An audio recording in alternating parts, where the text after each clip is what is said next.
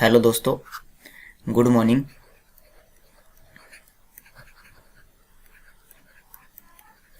कैसे हैं आप सब।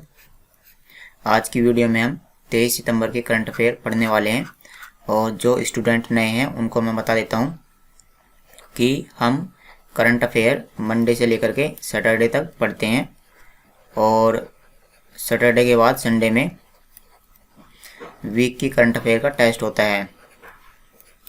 तो इस तरह से क्या है कि आप करंट अफेयर की पूरी तरह से तैयारी कर सकते हैं और साथ ही साथ में दो टेस्ट और होते हैं 15 तारीख को और 30 तारीख को। 15 तारीख को और 30 तारीख को होता है महीने की करंट अफेयर का टेस्ट। तो इस तरह से आप जो है करंट अफेयर की पूरी तरह से तैयारी कर सकते हैं। इसकी जो पीडीएफ है वो आपको Telegram channel city current affair पर मिल जाएगी। साथ ही साथ में जो वीडियो का डिस्क्रिप्शन है वहाँ पर आप क्लिक करके डायरेक्ट ही जो सितंबर महीने की सारी जो करंट अफेयर हैं आप उनको देख सकते हैं। आपको वहाँ पर 1 सितंबर से लेकर के 23 सितंबर तक की जो पीडीएफ हैं वो आपको मिल जाएंगी। तो चलिए फिर हम आज की वीडियो शुरू करते हैं और आज के इम्पोर्टेंट क्वेश्चन देखते हैं। देखिए, पहला क्वेश्चन देखते हैं। किस राज्य की सिरार खोग या इसी मिर्च को हम बोलेंगे हाथी मिर्च, या तो सिरार खोग या हाथी मिर्च, तो ये दोनों नाम एक ही है। या एक चीज़ और है, यहाँ पर संतरा है जिसका नाम क्या है, तामेंग लोंग। तो एक तो मिर्च है जिसका नाम क्या है, हाथी मिर्च, और एक संतरा है जिसका नाम है तामेंग लोग को भौगोलिक सूचकांक या जीआई टैग प्रदान किया गया है। तो ये जो मिर्च है और ये जो संतरा है ये किस राज्य का है, तो ये दोनों मणिपुर राज्य के हैं और इनको जीआई टैग प्रदान किया गया है। जीआई टैग यानी जियोग्राफिकल इंडिकेशन, और इसको हम हिंदी में बोलते हैं भौगोलिक सूचकांक। और जीआई टैग देने के बाद में क्या होता है कि इस राज्य की जो ये मिर्च होती है या ये जो संतरा है इनको किसी दूसरे देश में निर्यात किया जा सकता है।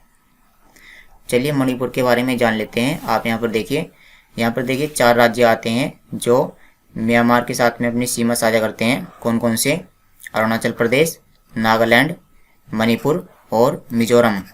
तो यहाँ पर ये जो मणिपुर है इसकी राजधानी क्या है, इसकी राजधानी है इम्फाल। और यहाँ पर 2 राष्ट्रीय उद्यान है, केबुल नामजाओ और सिरोही। ये जो राष्ट्रीय उद्यान है काफ़ी इम्पोर्टेंट है क्योंकि यहाँ पर ये जो राष्ट्रीय उद्यान है यह विश्व का इकलौता तैरता हुआ राष्ट्रीय उद्यान है। ठीक है ना, तो ये क्वेश्चन काफ़ी इम्पोर्टेंट है। और हाल ही में यहाँ के राज्यपाल बने हैं तो आप इनका नाम याद कर सकते हैं, श्री ला गणेशन। वैश्विक नवाचार सूचकांक में भारत किस स्थान पर आया है, या इसी को ही हम इंग्लिश में बोलेंगे ग्लोबल इनोवेशन इंडेक्स 2021 में भारत का स्थान क्या है। तो इसमें भारत का स्थान है 46 और इसमें पहले स्थान पर कौन सा देश है, इसमें पहले स्थान पर है स्विट्जरलैंड। यहाँ पर देख लेते हैं इसमें पहले स्थान पर कौन सा है, पहले स्थान पर है स्विट्जरलैंड। तो आपको पहला स्थान याद करना है, साथ ही साथ में आपको भारत का स्थान याद करना है। और ये जो वैश्विक नवाचार सूचकांक है इसको कौन जारी करता है, इसको वीपो जारी करता है, WIPO। तो ये जो संस्था है ये काफ़ी इम्पोर्टेंट है और इसके बारे में एग्जाम में पूछा जाता है, तो वीपो के बारे में आपको पता होना चाहिए। तो चलिए फिर हम वीपो के बारे में जान लेते हैं। इससे पहले आप यहाँ पर देखिए जो इसका संस्करण है वो 14वां है और ये जो रैंकिंग दी गई है यह 132 देशों में दी गई है। 132 में भारत का स्थान आया है 46 और पहले स्थान पर है स्विट्जरलैंड। तो चलिए अब हम वीपो के बारे में जान लेते हैं। वीपो यानी वर्ल्ड इंटेलेक्चुअल प्रॉपर्टी ऑर्गेनाइजेशन। देखिए वीपो यानी वर्ल्ड इंटेलेक्चुअल प्रॉपर्टी ऑर्गेनाइजेशन, और जो है इसका हिंदी में नाम क्या है, विश्व बौद्धिक संपदा संगठन। देखिए इसमें मैं जो समझने वाली बात है इसके बारे में बता देता हूँ कि बौद्धिक संपदा क्या होती है। बौद्धिक संपदा तो इसका मतलब ये होता है कि जैसे किसी देश में नई नई चीज़ों की खोज की जाती है, तो ये जो नई नई चीज़ों की जो खोज की जाती है, खोज करने से पहले जैसे किसी के दिमाग में कोई आइडिया आता है, आइडिया या विचार, तो उसको क्या करा लेता है, उस आइडिया का वह पेटेंट करा लेता है, पेटेंट। तो पेटेंट कराने से क्या होता है कि वो जो आइडिया है उसको कोई दूसरा व्यक्ति चुरा नहीं सकता। अगर कोई दूसरा व्यक्ति उस आइडिया को चुरा लेता है और उस आइडिया के अनुरूप किसी वस्तु का निर्माण कर देता है तो उस वस्तु का जो श्रेय है वो पहले वाले व्यक्ति को दिया जाएगा जिसने उस व्यक्ति का पेटेंट कराया है। तो किस देश में सबसे ज़्यादा पेटेंट कराए जाते हैं उसी के हिसाब से ये जो सूचकांक है यह जारी किया जाता है। तो बौद्धिक संपदा यानी कि पेटेंट कितने कराए जाते हैं नई नई चीज़ों के निर्माण के लिए। तो आप इसकी स्थापना देख सकते हैं। इसकी स्थापना 1967 में हुई थी और इसका मुख्यालय जेनेवा स्विट्जरलैंड में स्थित है। वर्तमान में इसके महानिदेशक हैं डेरेन टैंग। 73वां प्राइम टाइम एमी अवार्ड समारोह का आयोजन कहाँ पर किया गया? तो आप यहाँ पर देखिए एमी अवार्ड 2021 या इसका जो 73वां संस्करण है इसका आयोजन कहाँ पर किया गया है? तो देखिए इसका आयोजन किया गया है लॉस एंजल्स अमेरिका के अंदर। तो ये जो एमी अवार्ड होता है यह किस क्षेत्र से संबंधित है? यह टेलीविज़न से संबंधित है और यह टेलीविज़न के क्षेत्र में दिया जाता है। जैसे आप जानते हो कि टेलीविज़न पर क्या आता है, टेलीविज़न पर आते हैं नाटक या ड्रामा आता है और उसमें सीरीज आती हैं, वेब सीरीज भी आती हैं टेलीविज़न के ऊपर और उस पर मूवीज़ भी आती हैं। तो ये जो एमी अवार्ड है यह ड्रामा में दिया जाता है, यानी यह नाटक के उसमें क्षेत्र में दिया जाता है। साथ ही साथ में जो मूवी होती हैं तो यह फिल्मों को भी यह अवार्ड दिया जाता है। तो इसमें जो मेन अवार्ड हैं उनके बारे में जान लेते हैं। देखिए इसकी जो सूची है वो काफ़ी बड़ी है। आप यहाँ पर देख सकते हैं इसमें कितने सारे पुरस्कार अवार्ड दिए गए हैं। साथ ही साथ में यहाँ तक देखिए ये सूची यहाँ पर ख़त्म होती है। तो इसमें आपको कौन कौन से याद करने हैं? आपको यहाँ पर ये जो है उत्कृष्ट अभिनेता कॉमेडी, तो यानी जो बेस्ट अभिनेता है, एक्सीलेंट अभिनेता है कॉमेडी के क्षेत्र में, उनका नाम क्या है? जेसन सुदेकिस। तो आपको इनका नाम याद करना है। और इसी तरह से जो बेस्ट अभिनेता है नाटक के क्षेत्र में, यानी जो ड्रामा होते हैं, तो उनका नाम है जोस ओकोनोर। तो आपको इनका नाम भी याद करना है। साथ ही साथ में ये जो तीसरा वाला है अभिनेता, आपको इनका नाम भी याद करना है। इसी तरह से ये तो 3 अभिनेता हो जाते हैं। उसी तरह से यहाँ पर 3 अभिनेत्री हैं, आपको इनका नाम भी याद करना है। बेस्ट अभिनेत्री कॉमेडी के लिए, नाटक के लिए, और बेस्ट अभिनेत्री मूवी के लिए। तो आपको इन तीनों का नाम याद होना चाहिए। और तो 6 नाम तो ये हो जाते हैं। साथ ही साथ में हम इसमें जो यहाँ पर देखिए बेस्ट ड्रामा सीरीज, तो यहाँ पर जो बेस्ट ड्रामा सीरीज है उसका नाम भी पता होना चाहिए। और यहाँ पर फिलहाल तो ये इसमें ये और ये, वैसे तो ये चारों ही नाम याद होने चाहिए। चलिए फिर हम यहाँ पर जान लेते हैं कि इसमें कौन कौन से इम्पोर्टेंट है। यहाँ पर देखिए जितने भी ये सहायक वाले हैं ये आपको याद नहीं करने हैं। इसमें जो डायरेक्टर हैं ये आपको पता होने चाहिए। तो इसमें यही इम्पोर्टेंट है।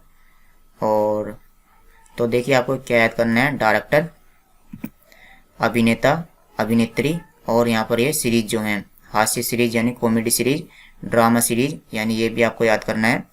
तो आपको ये 6-7 याद, देखो 3 और 3 6, 6 और 4 10 और 10 और 3 13। तो आपको ये कम से कम 13 नाम याद होने चाहिए। तो चलिए फिर हम अगला क्वेश्चन देखते हैं। देखिए प्रगति मोबाइल ऐप को किसने लॉन्च किया है?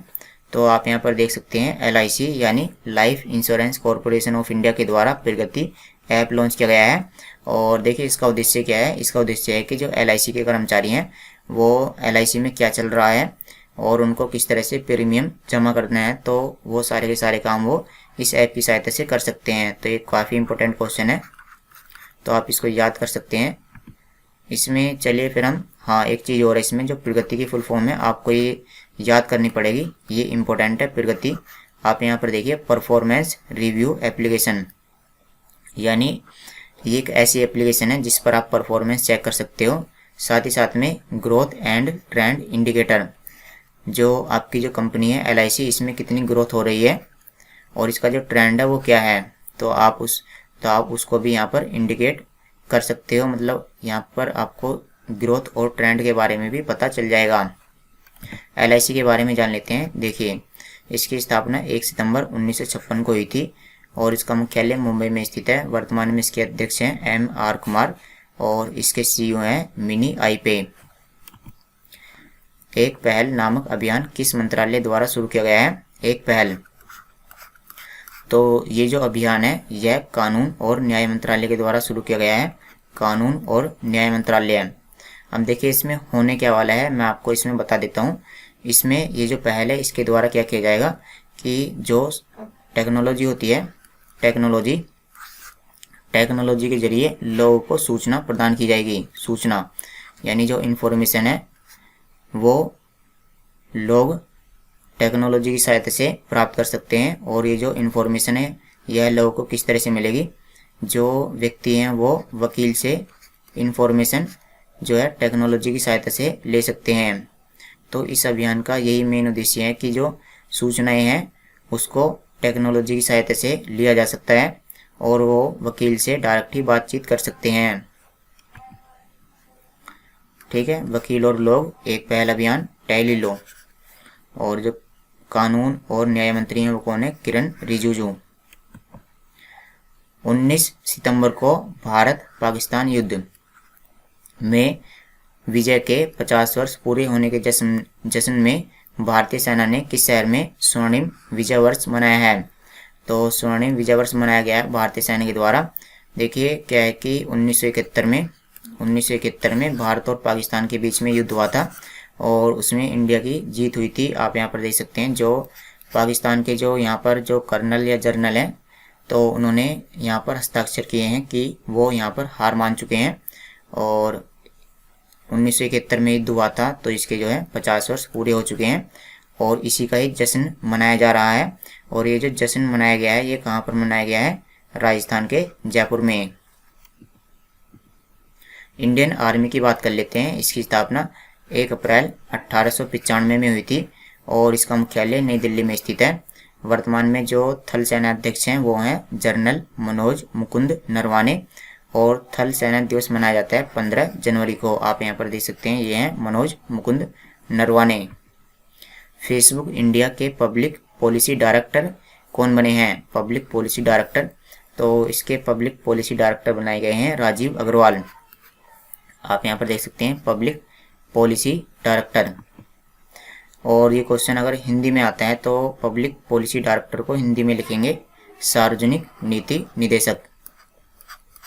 चलिए हम फेसबुक के बारे में जान लेते हैं। देखिए यह एक अमेरिका की कंपनी है और इसका मुख्यालय कैलिफोर्निया यूएस में स्थित है। आपको इसकी जो डेट है ये भी आपको याद करनी पड़ेगी 2004। और इसके जो सीईओ और फाउंडर कौन है, मार्क जकरबर्ग। मध्य प्रदेश के छिंदवाड़ा विश्वविद्यालय का नाम बदलकर क्या रखा गया है, तो जो छिंदवाड़ा यूनिवर्सिटी है इसका नाम बदलकर राजा शंकर विश्वविद्यालय रखा गया है। सुखजिंदर रंधावा और ओपी सोनी किस राज्य के उप मुख्यमंत्री बने हैं, यानी डिप्टी सीएम बने हैं। डेप्यूटी या डिप्टी सीएम यानी उप मुख्यमंत्री बने हैं। तो ये बनाए गए हैं पंजाब राज्य में उप मुख्यमंत्री।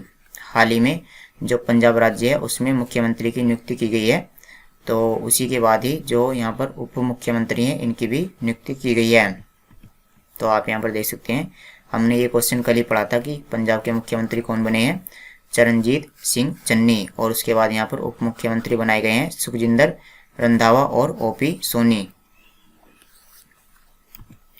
Shining Sikh youth of India नामक पुस्तक को किसने लिखा है, शाइनिंग सिख यानी चमकते हुए सिख। तो ये जो पुस्तक है इसके लेखक हैं, आप यहाँ पर देख सकते हैं डॉक्टर प्रबलीन सिंह। डॉक्टर प्रबलीन सिंह इस पुस्तक के लेखक हैं। और ये पुस्तक इम्पोर्टेंट क्यों है, क्योंकि यहाँ पर जो रक्षा मंत्री राजनाथ सिंह है उन्होंने इस पुस्तक का विमोचन किया है। The three Khans and the emergence of new India नामक पुस्तक किसने लिखी है, तो ये जो द थ्री खान्स हैं यहाँ पर ये हैं आमिर खान, शाहरुख खान और सलमान खान। तो इसमें इन तीनों के बारे में बताया गया है इस पुस्तक में। और इस पुस्तक के लेखक हैं कावेरी बमजई। आप यहाँ पर इसके बारे में जो अतिरिक्त जानकारी है वो यहाँ पर पढ़ सकते हैं। लास्ट क्वेश्चन है, बांदिरों का अंतर्राष्ट्रीय सप्ताह कब से कब तक मनाया गया है, तो बांदिर या इसको इंग्लिश में बोलते हैं डीफ। डीफ का मतलब बहरा और बहरे का मतलब जिसको सुनाई नहीं आती है, यानी जिसको सुनने में प्रॉब्लम होती है उनको सुनाई नहीं आती है। तो ये जो सप्ताह मनाया गया है तो ये सप्ताह मनाया गया है 20 से लेकर के 26 सितंबर तक। तो आपको केवल इसकी डेट याद करनी है। साथ ही साथ में इस सप्ताह की एक थीम भी दी गई है, यानी इस विषय पर कार्य किया गया है। और विषय क्या है इस सप्ताह का? इस सप्ताह का विषय है सेलिब्रेटिंग थ्राइविंग डेफ कम्युनिटीज। तो आप इसको याद कर सकते हैं। तो चलिए दोस्तों, फिर आज की वीडियो में इतना ही। Thanks for watching the video. कल मिलते हैं आपसे।